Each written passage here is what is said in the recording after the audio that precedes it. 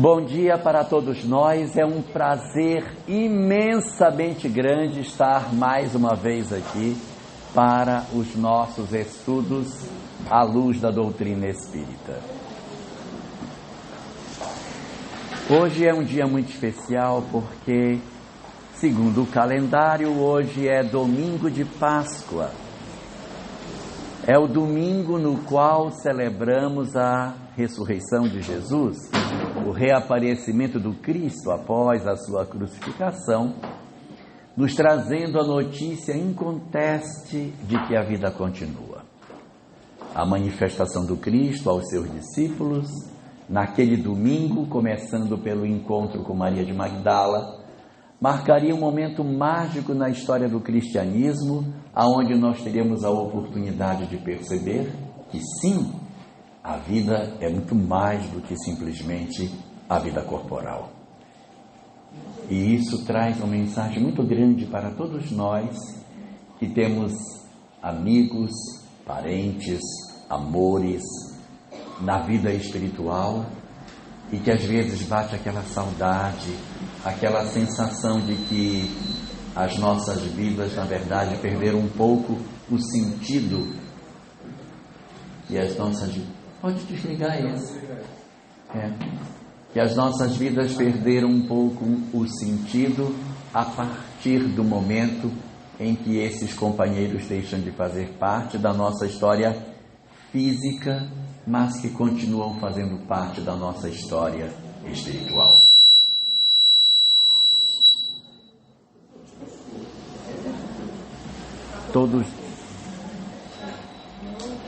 Todos nós, na verdade, temos histórias de desencarnação no lar, temos histórias de amores que partiram, da saudade que fica dentro de casa. E a doutrina espírita, ela é o grande elemento consolador das nossas almas, que não vem apenas nos dizer que existe vida após a morte, vem nos comprovar que os nossos amores estão vivos. Então, nessa nossa manhã de hoje, em que a gente celebra na Páscoa o reaparecimento de Jesus a seus discípulos, relembremos também que os nossos entes queridos vivem e que seja a Páscoa para relembrar que eles também estão conosco nesse grande, mágico movimento da vida que nos aproxima das criaturas para o enlace das nossas relações para todo sempre. E hoje, particularmente, o nosso assunto ele passa por isso, porque nós vamos falar um pouco de família na nossa manhã de hoje, por conta do tema que a gente tem. O nosso tema de hoje é a questão da paz e a divisão, segundo a mensagem cristã. E existem dois momentos muito fortes em que Jesus fala de paz dentro do Evangelho. Tem vários, mas tem dois que são mais fortes. Um deles é no Sermão do Cenáculo, na véspera da sua crucificação, na noite em que ele foi preso, na hora da Santa Ceia. Ali Jesus faz um sermão longo, ele conversa com os discípulos e num dado momento desse sermão ele diz: a minha paz eu vos dou, eu vos deixo a minha paz. Bonito, né? A minha paz eu vos dou, eu vos deixo a minha paz. E há um segundo momento no Evangelho, não é João, porque isso é do Evangelho de João, no capítulo 14, versículo 27. E nós temos um outro momento em que Jesus também fala de paz, em que ele diz assim: não penseis que eu vim trazer a paz, mas a espada. E é complicado isso, né? Complicado isso, porque afinal de contas, ele veio trazer a paz ou não? Porque se ele disse: eu vos deixo a minha paz, eu vos dou a minha paz. E depois ele diz que ele não veio trazer a paz, mas a espada. Fica muito esquisito a gente entender se ele trouxe ou se ele não trouxe a paz. Se ele veio trazer a espada, se ele veio cortar, afinal, como é que a gente pode entender? Se estivéssemos em Minas, nós diríamos, como é que a gente vai entender um trem desse, né? Como é que entende um trem desse? Que numa hora ele traz a paz, deixa a paz, e daqui a pouco não trouxe a paz, mas trouxe a espada, trouxe a divisão. E aí a gente precisa pegar aquela primeira passagem na qual ele fala de que ele... Vou deixar você louco, né, meu filho? Eu vou ficar aqui porque eu não deixar você louco. Não, eu vou deixar você louco, não tem jeito. Não tem jeito. Bom, então, naquela primeira passagem que eu estava falando, ele diz assim: eu vos dou a minha paz, eu vos deixo a minha paz. E o que ele diz depois disso? É a chave para entender essas coisas. Ele diz: mas eu não vos deixo a paz como o mundo a dá. Ahá! Então ele traz uma paz que não é a paz do mundo. Esse é o segredo. Eu vos dou a minha paz, eu vos deixo a minha paz. Ponto. Mas não vos dou a paz como o mundo a dá. Então a paz que o Cristo propõe é uma paz diferente daquela que o mundo oferece às criaturas. É isso que vai justificar a outra frase dele, na qual ele diz: eu não vim trazer a paz do mundo, não vim trazer a paz que o mundo muitas vezes apresenta, eu vim trazer a espada. Porque muitas vezes a paz do mundo nos é oferecida como sendo a ociosidade. A paz do mundo nos é oferecida como se ela fosse a apatia, o ócio. Ai, me deixe em paz, eu quero ficar o dia inteiro deitado aqui, não quero me mexer. Então, se de repente a nossa leitura de paz é a inércia, se a nossa leitura de paz é a acomodação, é esse sentimento de nós permanecermos imóveis diante da vida, essa não é a paz do Cristo. A paz do Cristo é uma paz de movimento, é uma paz de interação. Então, todas as vezes que nós constituímos uma história de vida e que as nossas existências nos remetem a um processo de acomodação, de apatia, de desinteresse pelas coisas, Deus, a nosso próprio benefício, oferece para nós as experiências que a gente precisa para que a gente saia do nosso processo de acomodação. Não sei se me faço claro, mas a paz do Cristo é uma paz interior. E do lado de fora é um movimento incessante, enquanto que a paz do mundo é uma apatia do lado de fora e por dentro a cabeça às vezes está fervilhando. Eu estou em casa deitado numa rede, me embalando para lá e para cá, lembrando do marido que eu já me separei faz 20 anos, miserável, tomara que ele esteja bem mal, que depois que ele foi embora minha vida ficou uma desgraça. Tomara que ele fique bem ruim. Tomara que a vida fique ruim, bem ruim para ele. E aí, quem olha, olha, fulano está numa tranquilidade. Depois que separou, sabe assim, ela nem sai de casa, está depressiva. Nem sai de casa. Está uma beleza. Por dentro a pessoa está fervendo. Então a paz do Cristo não é a paz que o mundo dá. A paz do Cristo é uma paz que nos convoca a um processo de mudança interior, de alteração das nossas disposições mais íntimas. E esse é o objetivo da vida. oferecer a cada um de nós a possibilidade de que a gente se transforme com as experiências que a vida vai oportunizar para todos nós. Então, na medida em que as nossas vidas elas se desenvolvem, elas fazem com que a gente viva determinadas histórias que a gente nem imagina que a gente vive. E é dessa forma que nas nossas existências a gente compõe as nossas famílias corporais. Como foi que Deus estabeleceu os vínculos para que criássemos as nossas famílias? Como foi que surgiu esse conjunto de espíritos que fazem parte da nossa história familiar? Esses espíritos, eles vêm de uma característica fundamental das experiências que eu preciso para alcançar a paz do Cristo. Por fora, eu vou estar numa batalha danada, mas por dentro eu preciso pacificar o meu coração. A paz do Cristo é a possibilidade de nós estarmos convivendo com pessoas que às vezes são diferentes de nós, mas que a gente precisa para se resolver. Então, a literatura espírita nos diz que as nossas famílias, elas são formadas de 3 tipos de laços diferentes.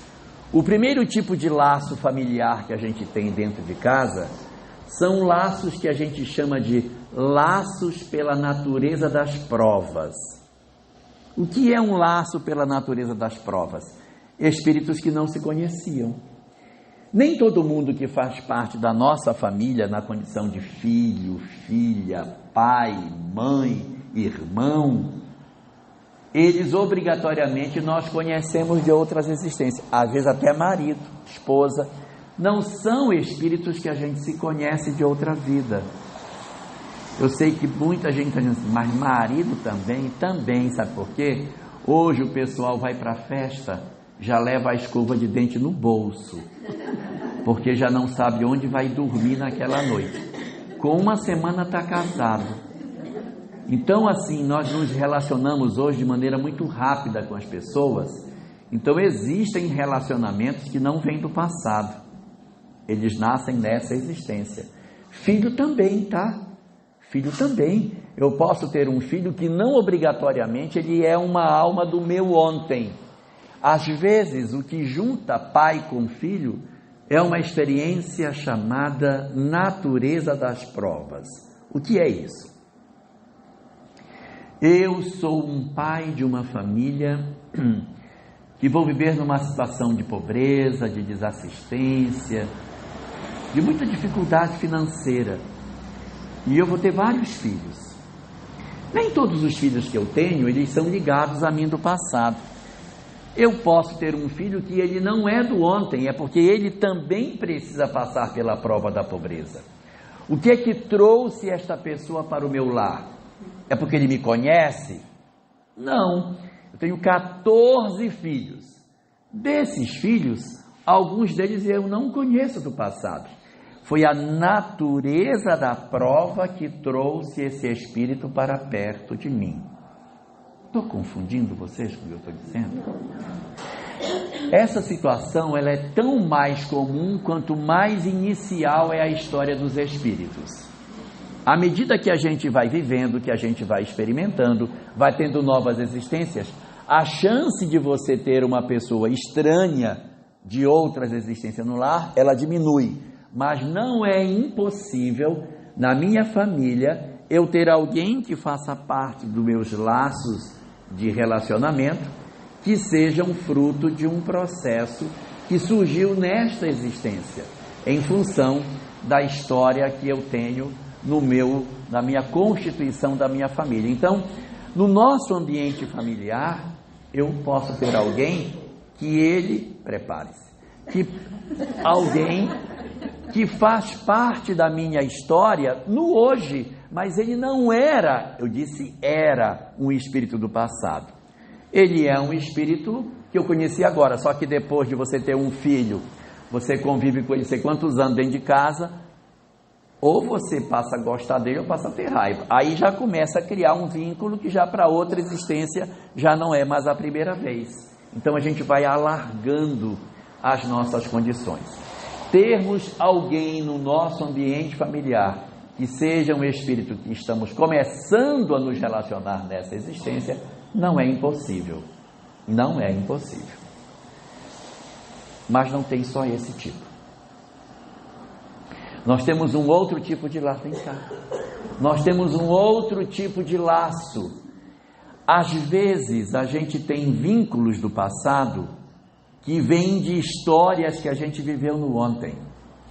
De repente eu tenho uma relação com um determinado espírito e esse espírito ele renasce dentro da minha casa. É diferente do primeiro caso, eu nem conhecia, foi a natureza das provas, foi o tipo de vida, fulano vai ter que nascer na cidade do Aço, e você também vai para lá para a casa dele. Então vai nascer ali, em função da circunstância geográfica, da circunstância econômica, e o espírito renasce lá. Mas tem vezes que não, tem vezes que a criatura vem de uma história do passado. É um espírito do ontem, que a gente não se resolveu. Um ódio do ontem, tive tanto ódio de alguém, mas eu tive tanto ódio, e agora essa pessoa de quem eu tive ódio, ela renasce dentro do meu lar. Às vezes a gente até conseguiu perdoar no mundo espiritual. No mundo espiritual a gente se reencontrou, eu disse, olha, eu quero te pedir desculpa, eu fiz muita maldade com você, eu te roubei, eu roubei sua mulher, eu disse para os seus filhos que você era louco, botei você no hospício, depois eu te visitei e dei veneno, mas foi tudo bobagem, já passou. Então, às vezes você tem ódio de alguém, e no mundo espiritual esses espíritos se encontraram e se pediram perdão. E o interessante é que a gente pode se perdoar no mundo espiritual.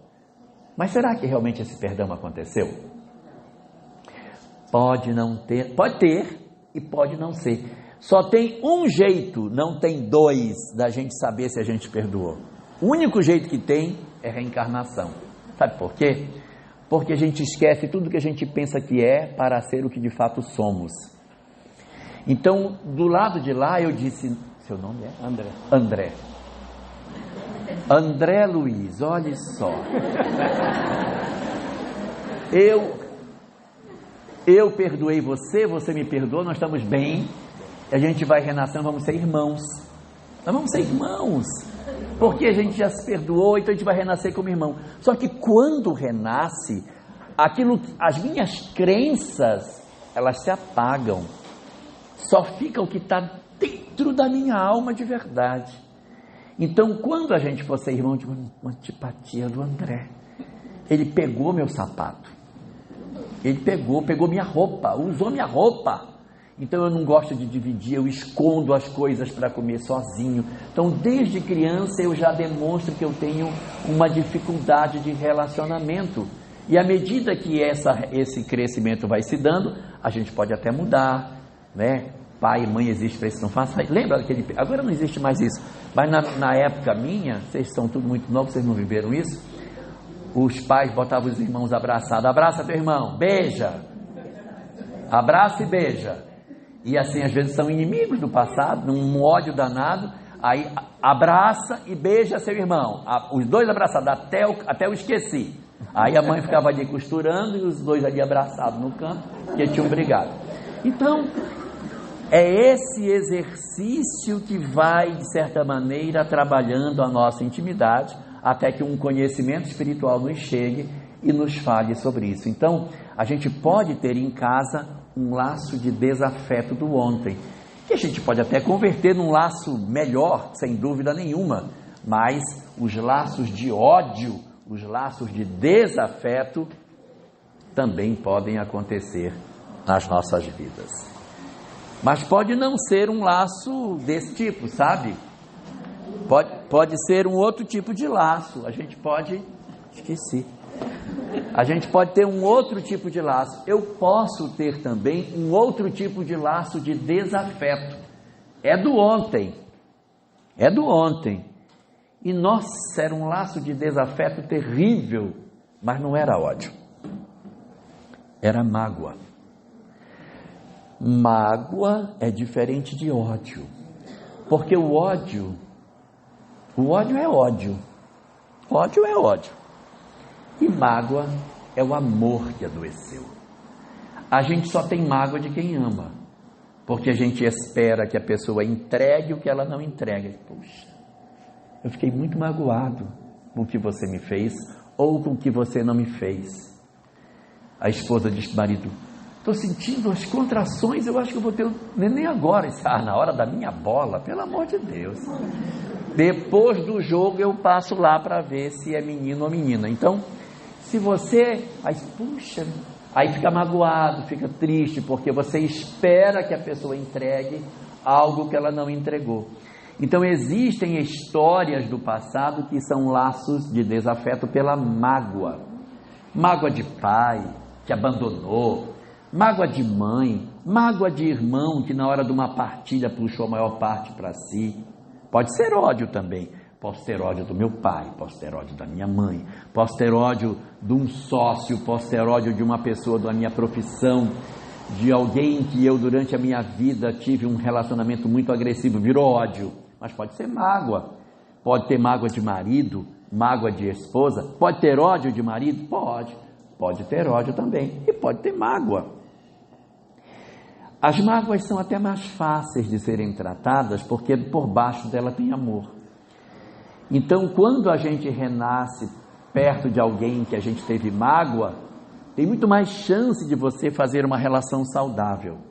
Então, marido e mulher, quando diz assim, esse laço, no passado eles foram inimigos, é pouco provável que pessoas que tiveram ódio, casem. E se eu tenho ódio de alguém, como é que eu vou casar?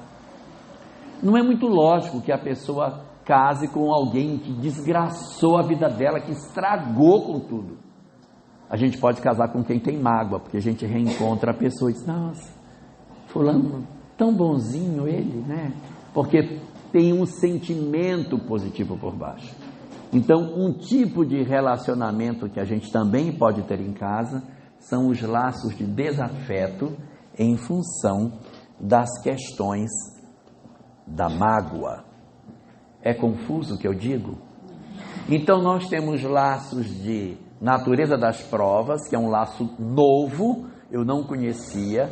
Eu posso ter um laço de desafeto em função de um ódio, e eu posso ter um laço de desafeto em função de uma mágoa que eu tinha de alguém. Mas, poxa, a família também não é só isso não, né? A gente também tem outros tipos de laço de família. Nós temos os laços de afeto, porque ninguém é de ferro também. Já pensou?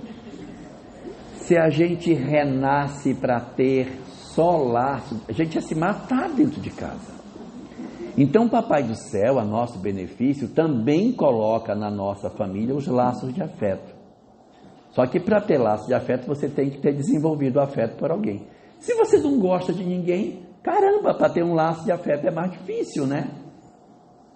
Mas a gente tem, na hora que a gente constrói o nosso planejamento familiar, a presença de algumas pessoas que são do nosso passado e que constituem laços de afeto.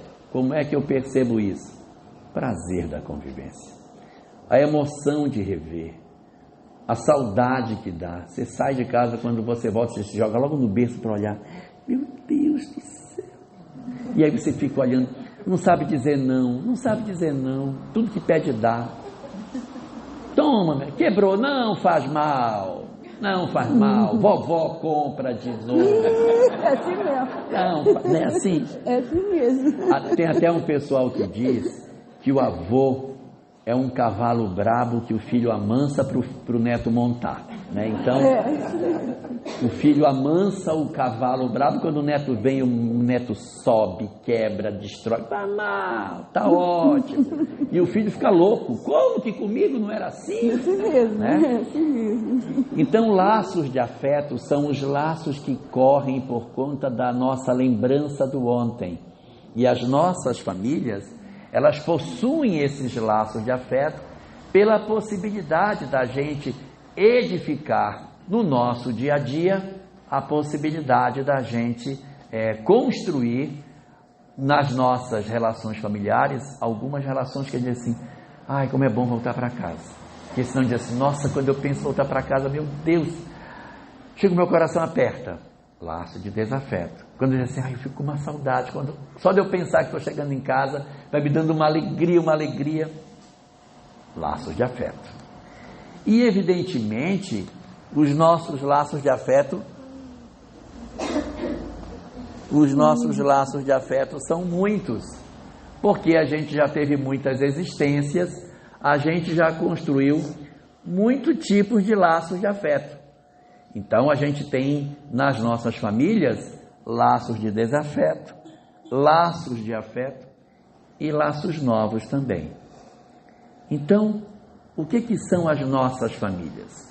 Vem cá todo mundo. Nossas famílias. Vem cá vocês. Você é meu laço novo. Venha cá você.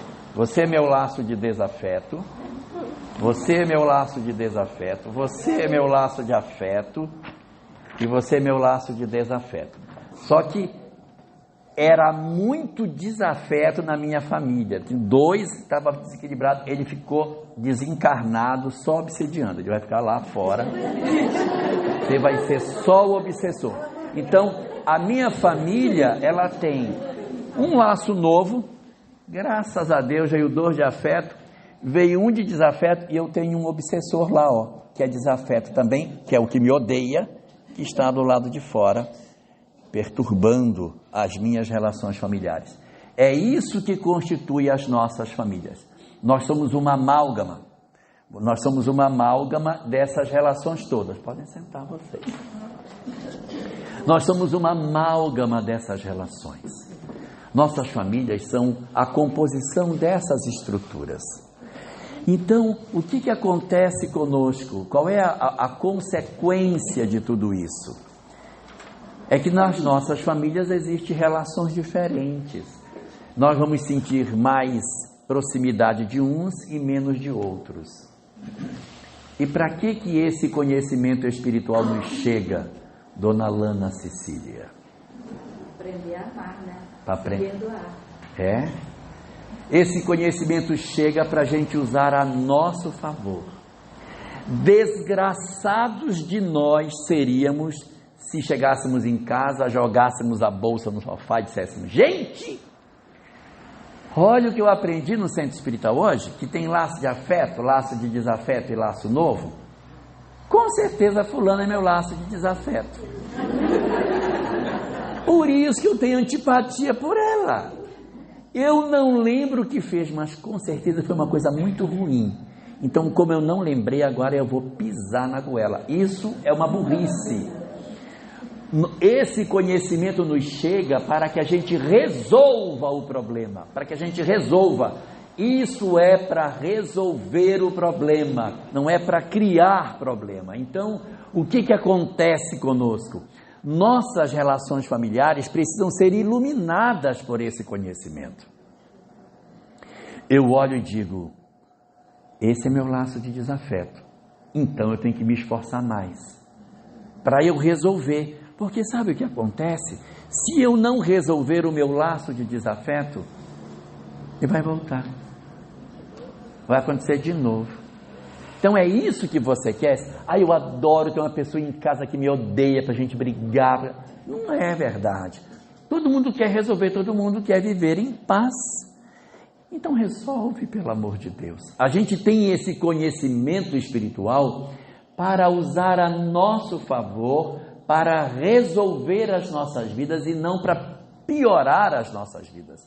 Não é para a gente ficar, de repente, dizendo em casa... Eu estive até a noite analisando e vou separar vocês em 3 grupos aqui em casa. A partir de hoje o jogo vai virar.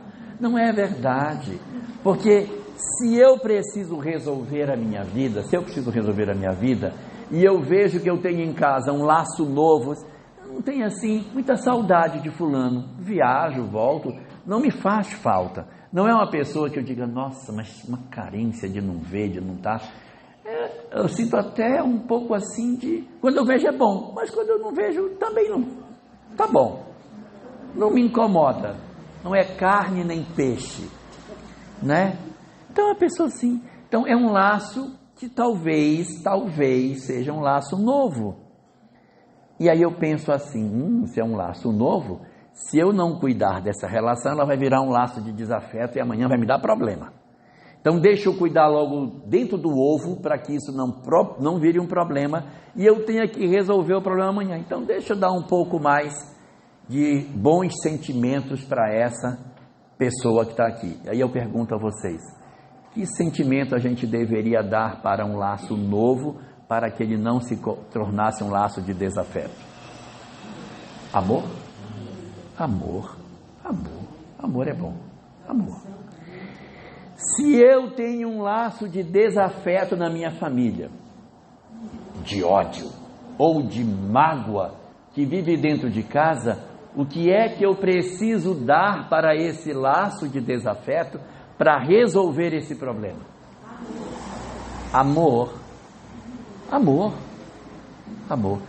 Mas sabe, às vezes é difícil dar amor para quem não gosta da gente. Porque é ruim demais, sabia? Você querer cuidar de alguém que agride você, que ofende você, que machuca você. É por isso que existe a aprovação. E a família e o conhecimento espírita é para dar força para que você consiga superar esses conflitos do lar. Então a gente vai descobrir que a nossa existência corporal, com a família que a gente tem, nos trouxe o reencontro com algumas almas complicadinhas do passado e que a gente precisa resolver.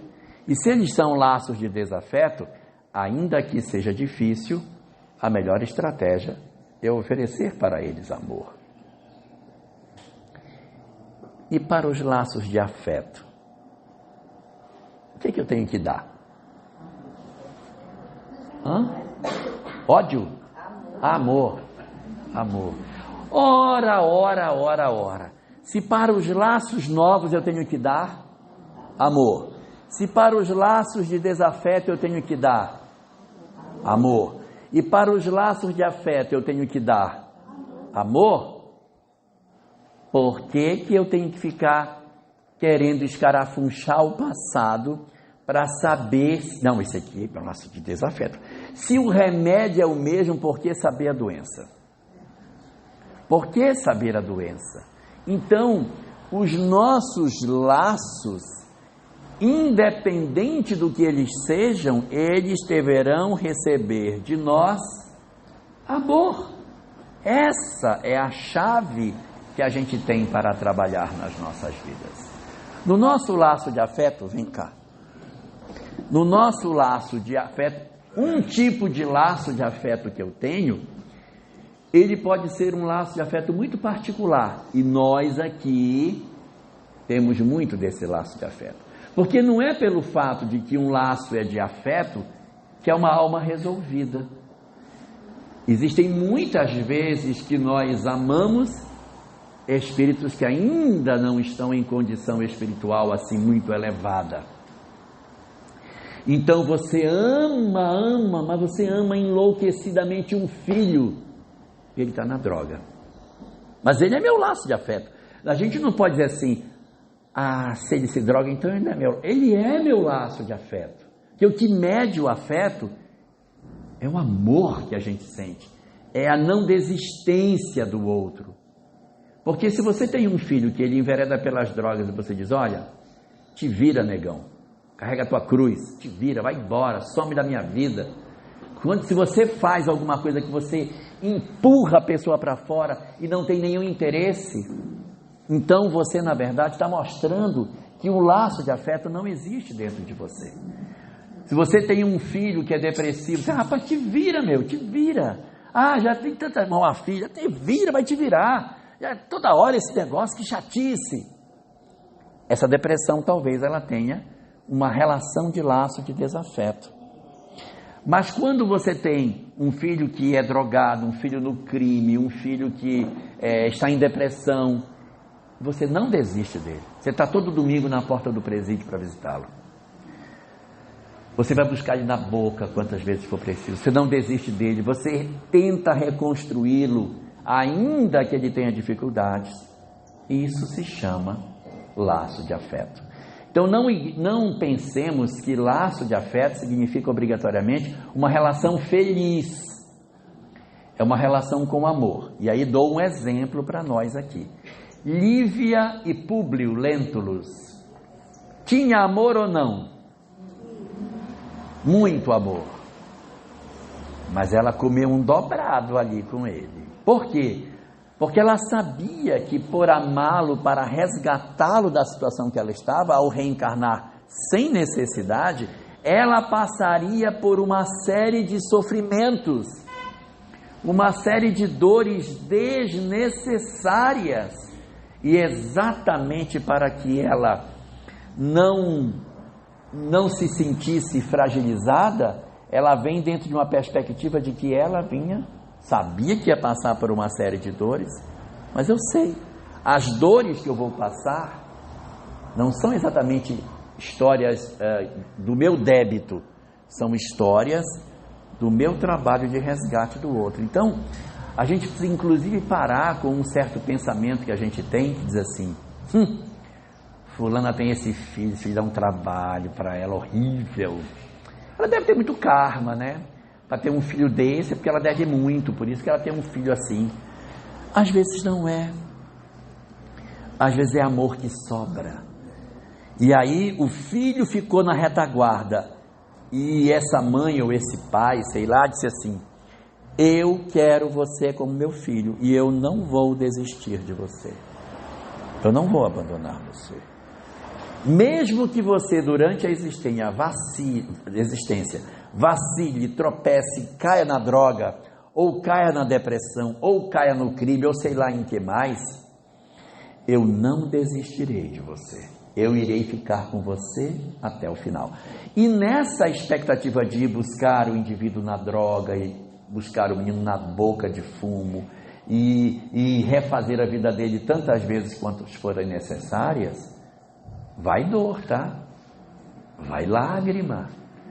Porque você tem que ver seu filho destruído, desmontado, e você tem que acreditar que você pode reconstruí-lo, a gente sofre. Só que esse sofrimento, ele não é necessariamente um sofrimento expiatório, ele pode ser um sofrimento missionário. Sim, não é porque o planeta é de provas e expiações que a gente não tem pessoas em trabalho de missão. Um pedacinho é missão. Está lá na questão 582, 583 do Livro dos Espíritos. A maternidade e a paternidade podem ser consideradas uma missão? Sim. E não é uma missão? Você pegar um serzinho verdinho para você cuidar, ensinar a andar, falar, escova o dente, vai estudar, dorme cedo, menino, sai da rua. É missão, você tem que orientar um serzinho durante a existência. É uma missão. Então, nós realizarmos um trabalho em que a gente tenha a possibilidade de se aproximar de alguém, na expectativa de oferecer a esse alguém uma transformação na vida dele, é um trabalho extraordinário que a gente precisa fazer. Então, na visão da doutrina espírita, nem todas as dores do lar são castigos, são punições. Nós temos muito uma visão assim pesada da vida. Ah, tem sofrimento? É karma. É expiação, está sofrendo, é alma problemática. Nem sempre. Quantos amores se debruçam sobre outras pessoas? Uma das grandes características da dor expiatória é a revolta diante da dor. Se você tem alguém que se debate diante do sofrimento, é uma grande chance de que essa dor seja uma expiação. Eu não aceito a pobreza, eu não aceito esse nariz que eu tenho, eu não aceito o corpo que eu tenho, eu queria ter um rosto diferente, eu não queria ter a condição social que eu odeio morar no lugar que eu odeio minha mãe, eu odeio meu pai. Se você tem esse tipo de comportamento, isso é muito típico de expiação.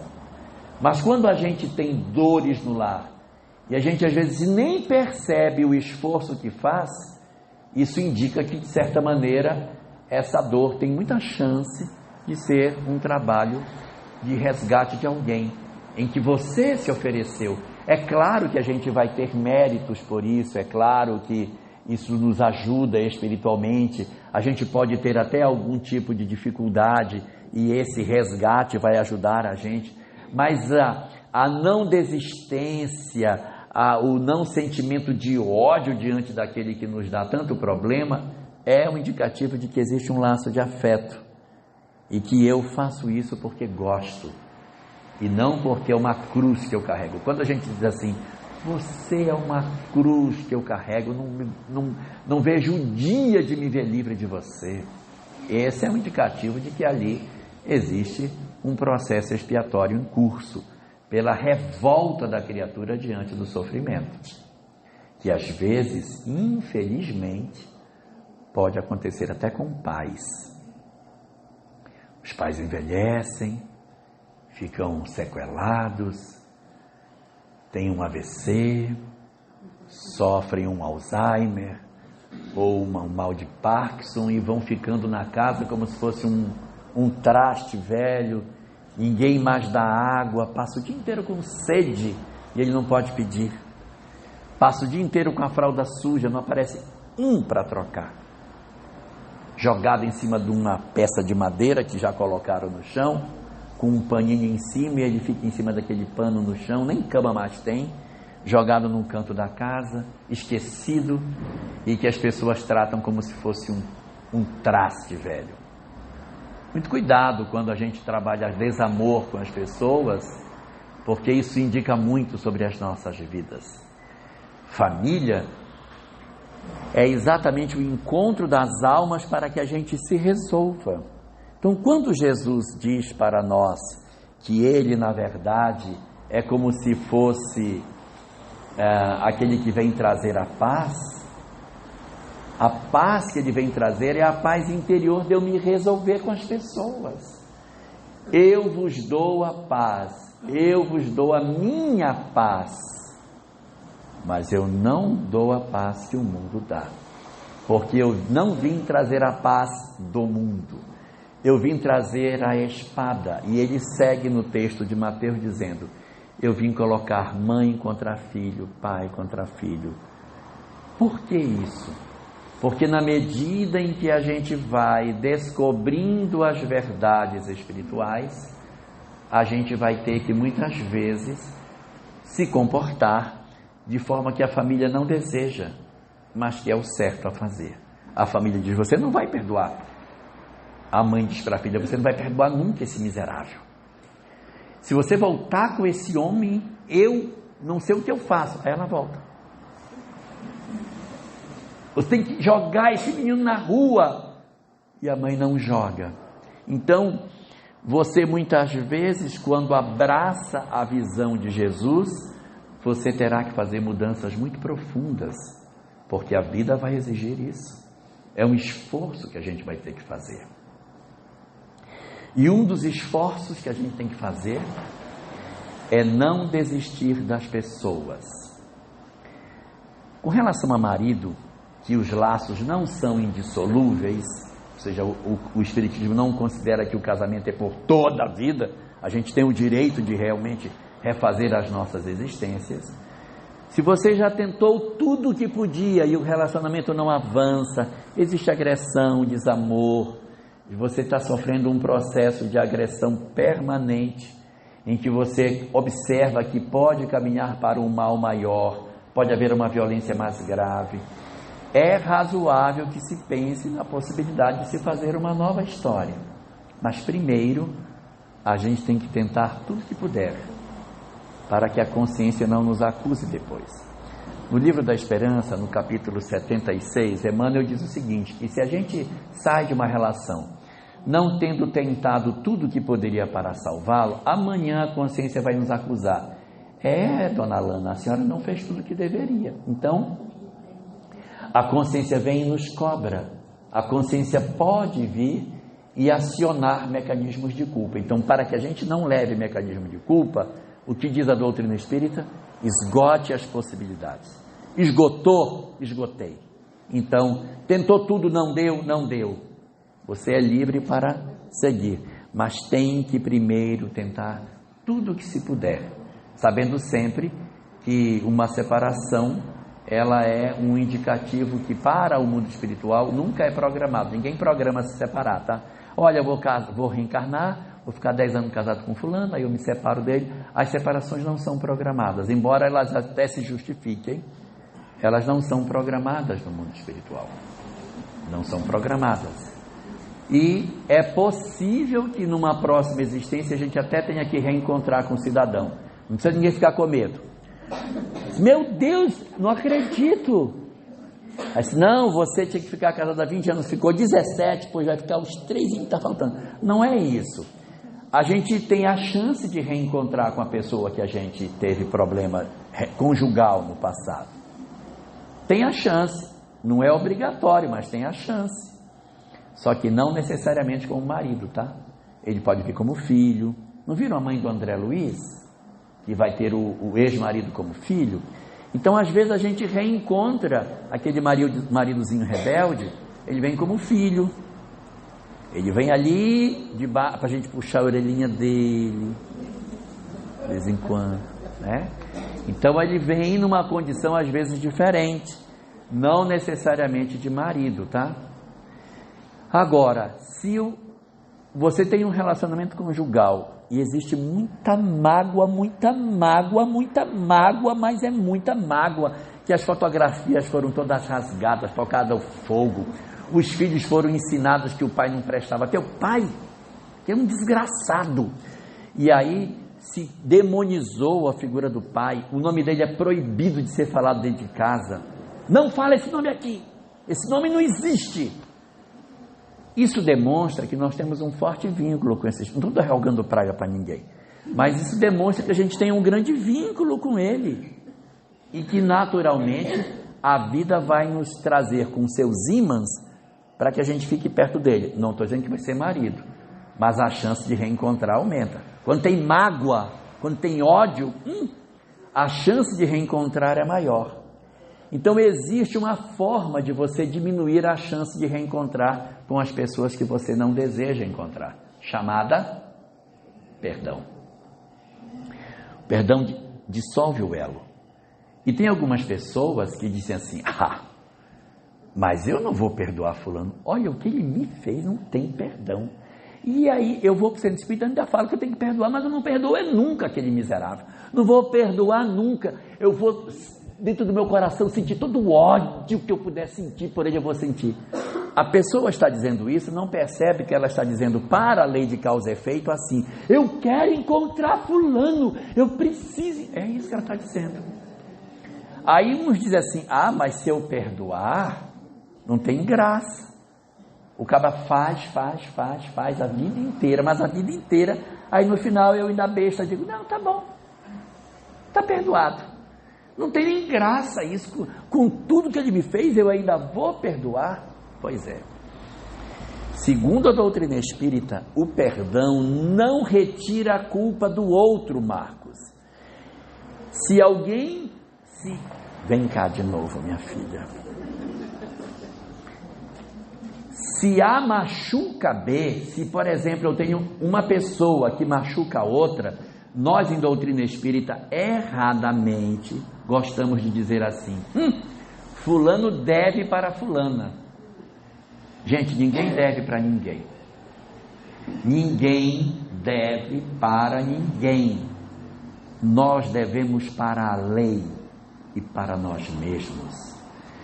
Quando uma pessoa machuca a outra, não cria necessariamente vínculo entre os espíritos. Não cria. Não se estabelece um vínculo entre eles obrigatoriamente. Só vai existir esse vínculo se ela de volta sentir ódio ou mágoa de mim. Aí eu sou o agressor dela e ela tem mágoa ou ódio de mim. Aí pronto. Aí fechou o laço. A tampa e a panela. A chance do reencontro é grande. Mas se ela disser assim: ele me machucou, mas eu o perdoo do que ele fez. Perdoar, e aqui eu estou falando de marido e mulher, não significa voltar a ficar com aquela... Não, fulano fez... Eu vou perdoar. Perdoar não significa necessariamente voltar a conviver com a pessoa. Pode ser que sim, mas pode ser que não.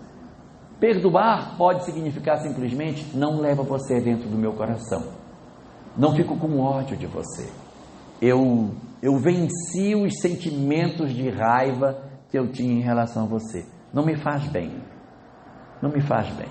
E eu vou dizer por que não faz bem: porque a gente fica doente, e a pessoa diz: olha, eu não quero ficar doente, eu estou cheio de caroço, estou cheio de tumor, a minha pressão altera, eu tenho problema na minha vesícula, agora eu estou com problema de depressão, estou com crise de ansiedade, desde que meu marido foi embora, eu não consigo mais pintar o meu cabelo, eu não consigo mais ter vontade de pintar minha unha, eu quero só ficar dentro de casa. Então está fazendo mal para a gente.